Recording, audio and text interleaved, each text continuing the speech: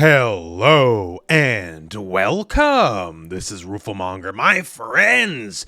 Today, let's talk about Azula in Avatar Legends the Fighting Game, because I got to play Azula over at Combo Breaker 2026. In fact, with the footage you're seeing here, I actually got to play her in an exhibition. So a lot of people are interested in just everything Azula, how she plays. Since I have played her, I can give you a really good idea of what she's all about, including a lot of fun references, as Azula is a very big fan of SNK games, it turns out.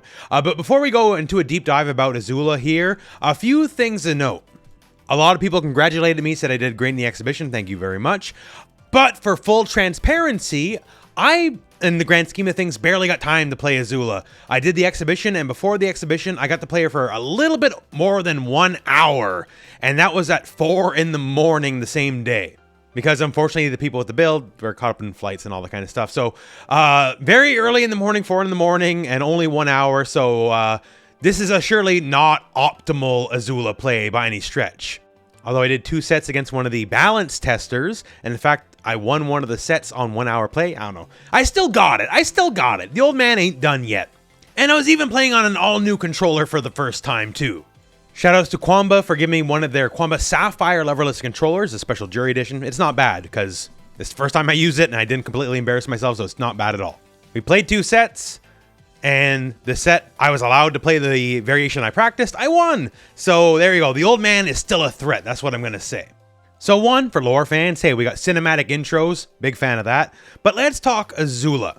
I'm sure you probably saw the cinematic trailer right before the exhibition. And yeah, Azula can do some pretty crazy things. So for one, the big one is, yes, she's a stance character. And the kind of stance character that the stances are fully different characters with different movesets and different properties. So one, she is like in control Azula, like most of the Avatar Last Airbender show. That is focused Azula, and the other one is Firelord Azula, and that's when she's lost her marbles. Now, normally, how this works is you always start as focused Azula. And when you lose a round, she doesn't take it very well, similar to, like, say, Vlov and Melty Blood. And that's when she loses her marbles and turns into the Firelord. And the variations play into this. So 2 of the 3 variations, you always are in Firelord or you're always in focus. So then she's not a stance character. She just is always in the one moveset, so you don't have to worry about the moveset switching. The third of the 3 variations, is basically gives her longer traps. That means fire pits stay out longer. Those are big like DOTs. We'll talk about that more in a second. And actually, in a vacuum, it's the best of the 3 variations, because that means both of the 2 variations are at their strongest. But in that one, you have to deal with the fact that you're playing 2 different characters. The other 2, you just play the one version of Azula. So basically, pick the version of Azula you like, or play both of them and they're both better, but then you have to deal with the fact that they're going to switch during the rounds. So now let's talk more in depth about those 2 stances, Firelord and Focus. So Focus is the one I got to practice for a little bit. And the thing about Focus is it's both traditional, but also execution heavy. So you might have noticed my play style for most of the exhibition. I basically, in my head, I'm like, let's play Street Fighter 2. Let's do some zoning 101, because this is the zoning variation. We got fireballs, we got air fireballs, we got traps. We also got tons of mobility and just frame moves. Now, as you can see, both variations, Firelord and Focused, are very, very mobile, but in different ways. So in Firelord's dashes, and she is an 8-way air dash character, by the way, and she is the only revealed character so far that has this crazy movement. It works in different stances. So Firelord, the 8-way air dash is one big, huge dash. And some of her jumping normals are better in Firelord. Like her jump heavy, ground bounces air to air in Firelord. It does not in Focus. So if she catches you air to air off an air dash, she's getting a much bigger reward. Focus does not go as far on the air dashes, but she gets 2 air dashes per jump in the air, unlike Firelord. So not as big of a big jump like instant air dash full screen or whatever, but she can do more of it, and thus her mobility is more controlled because she's in focus stance, and hey, she's focused, right? But to talk on the moves real quick here. So the basic projectile. So the basic projectile is exclusive to Focused. We have the regular two versions, one's slow, one's very fast. And hey, mixing up your timings is zoning 101, right? So that's great. It's also low to the ground, which means you cannot flow state out of it like many other projectiles, because that means you can't low profile it, meaning it's much stronger than most other projectiles. And from full screen, the slow one will combo to the fast one on a regular hit. So here you're seeing it in the trailer using the flame pit explosion. You don't even need to do that. They actually will normally combo into each other. So you can see here, like, the basic zoning game plan is really, really strong. Like, it works. It's effective. Like, Zuko has, some zoning to him, sure. But the fact that you cannot easily get out of Azula's the same way you can get out of Zuko's, because he doesn't have as many things that go low to the ground as Azula does, let alone as strong as Azula's. So she's definitely like the zoner of the revealed characters so far. Add to that the lightning super. So the lightning super is scary. You can see it in the reaction from the tester. Now, you know why you got that reaction? Because that's unblockable. The only way to not get hit is to not be in the way, which admittedly you can do with the downflow stance to low profile, which is universal. Although if you're in burnout, that means you're just kind of screwed. Also, this move is almost like Denjin Hadoken, so you can hold it and change the timings. And can really mess with people trying to jump out of it or this, that, and the other. So it's very powerful. Also, it has a just frame attached to it. The just frame is only in the Focus version. You see where she glows the white there? So when she glows white and then you let go, that's the fastest possible timing for the move. And that's when you can like combo into it in combos. Because normally it's slower start. It's unblockable, right? So it has to be slower startup. So normally you can't combo into it. The only way to combo into it is to get the just frame. You can combo into her 7-meter super just fine, but it's 7 meters, so of course you can, right? So her regular super is very different. You gotta set it up. You gotta make sure they're not able to react with a flow state. That's why you gotta hold it for variable timings. But yeah, it's a full screen unblockable projectile that's like instantaneous like a beam. That's pretty okay. So then we got the other fireballs here. So she has, once again, classical zoning. So the low angle fireball, difficult to get around, and two different kinds of air fireballs. One diagonal across, very aggressive angle, knocks down on hit, very strong. And the other one just directly across the air for people who are trying to jump or flit around or do something. And the note for the air and ground fireballs, the enhanced version of the fireball leaves the flame pit below on the ground. You put these combinations of projectiles together, and Azula basically controls the screen whenever she wants to. She can lay the minefield, and it's up to the opponent to use the mobility of the game, because the game has like first-in-class mobility for a lot of the characters, right? You got to use your mobility to get around the maze, because she can just set up fireballs left, right, front, center. And then there's the kiss trap. So she'll just kiss out a little fireball, and that little boy, it stays on screen for a long time, and even longer in the variation with longer traps where you play both variations. To me, in my early game plan, it was one of the biggest deals and why I could control the match the way I did, because it's so active, and if you touch it at all, it explodes and launches you, so you can get a full combo. At the end of one of the rounds here, the only reason I won the round was because my opponent air dashed into the trap. If that wasn't there and they caught me tossing that projectile, I would have lost, like guaranteed. But it means with it out and active, your approach against Azula in focus mode is very limited to say the least. You gotta actually kind of really plan out your offense, because you can't just flow stance in. With the regular projectiles, you can't go underneath them, and it's just sitting there. It can be difficult to get in on her.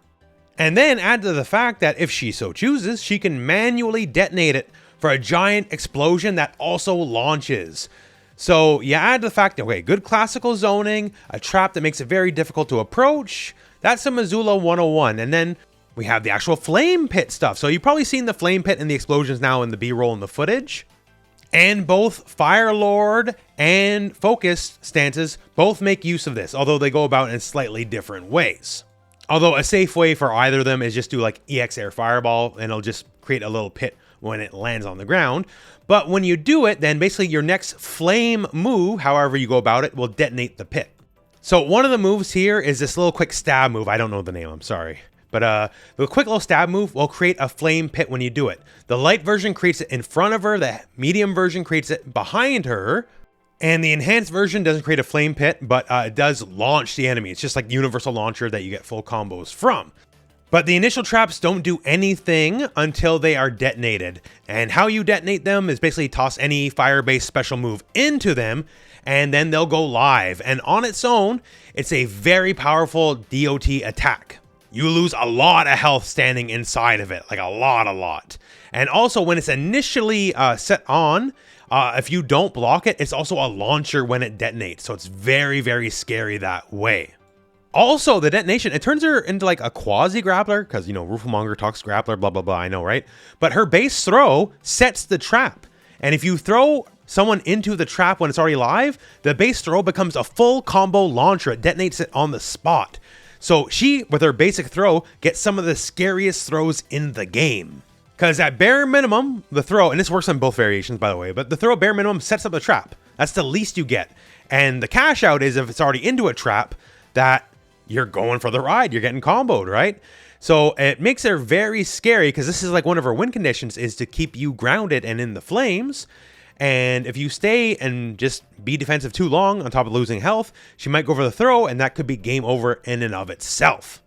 So basically, Azula Focus Mode is a bunch of classical strong style zoning, and spiced up with a lot of little just frame fun things, like with her lightning attack. Also the move that creates the flame pits, you can see that white flash there. If you just frame that with another input press right afterwards when the flash happens, you also get an additional hit. I didn't even try. I was told it's a true one frame link, so for the exhibition I wasn't going to embarrass myself trying that. So, okay, a lot of traditional zoning and some high execution tricks. That's Focus Mode. Now let's talk Firelord Mode. So Focus is like high precision, I guess you want to call it, right? High precision, and Firelord is, no, we're slopping this stuff out. So those just frames, not really. A lot of that zoning now gone, but we trade it for a lot more speed, direct speed, because we cannot directly, you know, like do multiple air dashes, but we can do one giant air dash. And her combo ability is a lot stronger. Like for Focus Mode, the best combo I could figure out with the 1 hour I had is this guy right here, which is a little bit of a loop into a re-jump. And it's very difficult, by the way. My only goal for this exhibition was to hit that combo once. And the fact that I managed to get it multiple times during the exhibition, well, like I said, the old man still got it. That's very hard to do. I did get a little help from Kim, the marketing manager, to help understand a route, but this is my own deal, because I figured out that you can end your combo while ending into a setup where they kind of got to wake up into it, which I thought was really cool. But like a lot of that technical level of detail, from my understanding of Firelord, which I did not get to play at all. Playing in the exhibition was my first time playing Firelord, but can't really do the same thing. Firelord is very, very direct. So like one, you don't get the classical zoning out of Firelord. A lot of those projectiles just go away. So the regular fireball becomes this giant wave, which obviously does not go quite as far, but it does a lot of chip damage for one. It also has infinite projectile durability against regular fireballs as far as I can see. It will just eat everything along the way.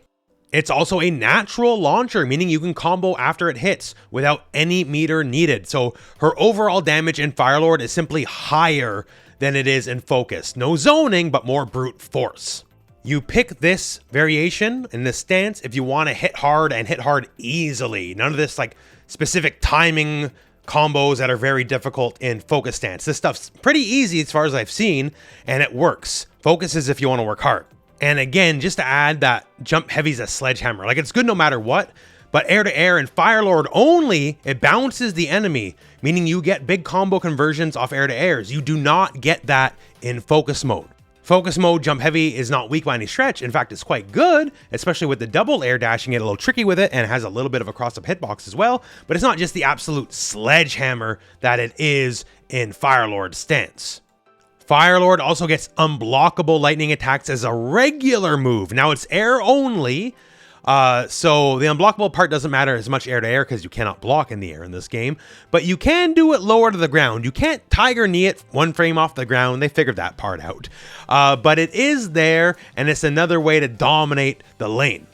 And the slower version, it can get a little bit more of a range buff as well, so it can control the aerial lane as well. So she's not helpless controlling the screen as opposed to Focus version, just not as good as it, although with a more of a brute force touch.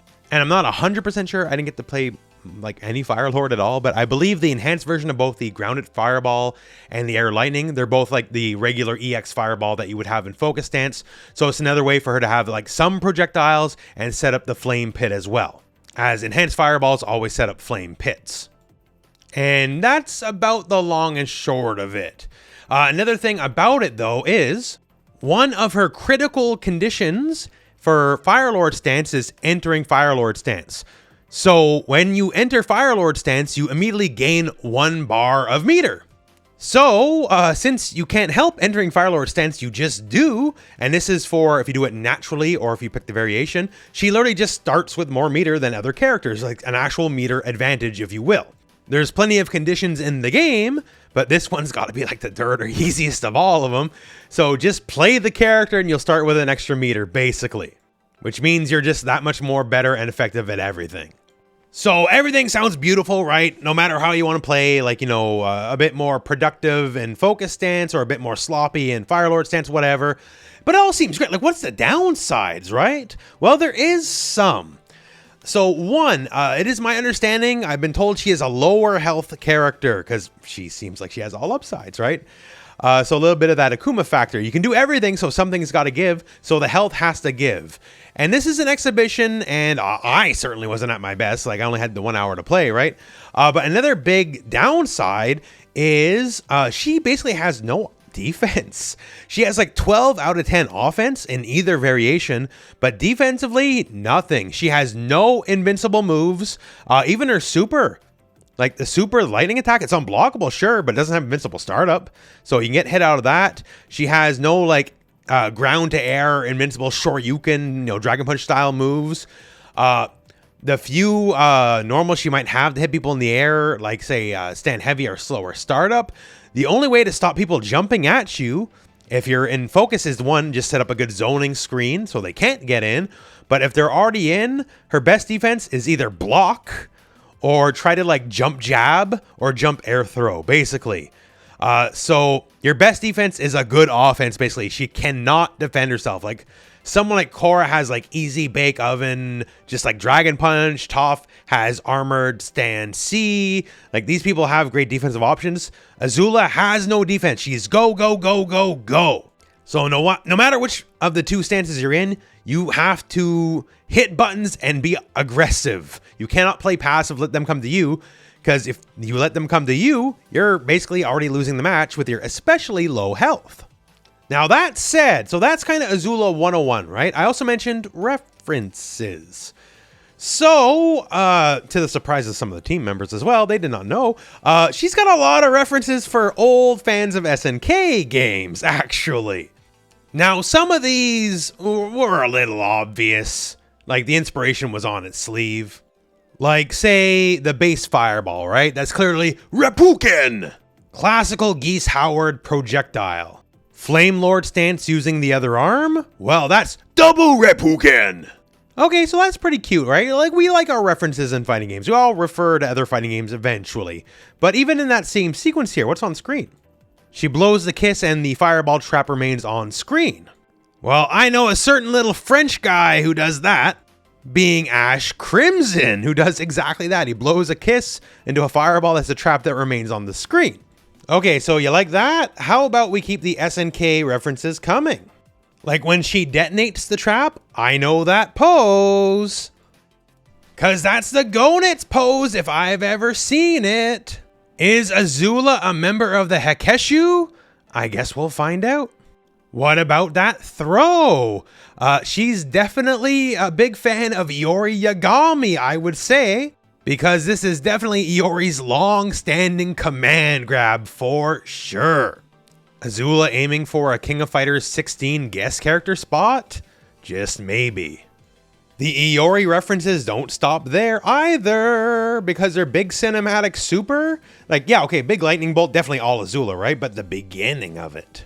If you got some King of Fighters under your belt, you know that swipe. That belongs to Claw Iori, and when you put them side by side, you can tell it's sort of the same deal, right? So that's really cool, you know? Like, pay a lot of loves to the fighting games that came before you, that inspired you, and especially that, you know, it's not really obvious unless you're someone like me who wasted his life on fighting games. And heck, it's not even one-to-one, but her slide sort of looks like Joe's slide as well, so there might be even more. And rest assured, these are not the only SNK references in the game. Keep your eyes open is what I'm saying. There's more than a couple. I'm just giving you the Azula flavored ones. But yeah, so that's some talk about Azula specifically. Like, one of the questions I get a lot about this game is like, what does it play like? Because we did have the alphas, but not many people got invited to them. And to me, this game, and I mean this in the most loving way possible, this is a positive. To me, it plays like Mortal Kombat, specifically Mortal Kombat X, but like filtered through an anime filter. Like Mortal Kombat meets Blaze Blue is sort of how this game plays to me, and why I'm having so much fun with it.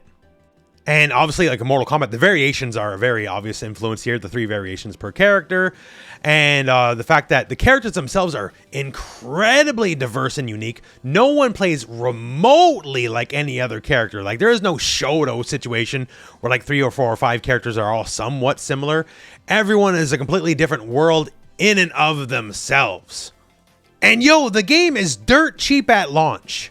Y'all got no excuse unless somehow you just hate the Avatar franchise. And like, hey, do you think Azula's cool?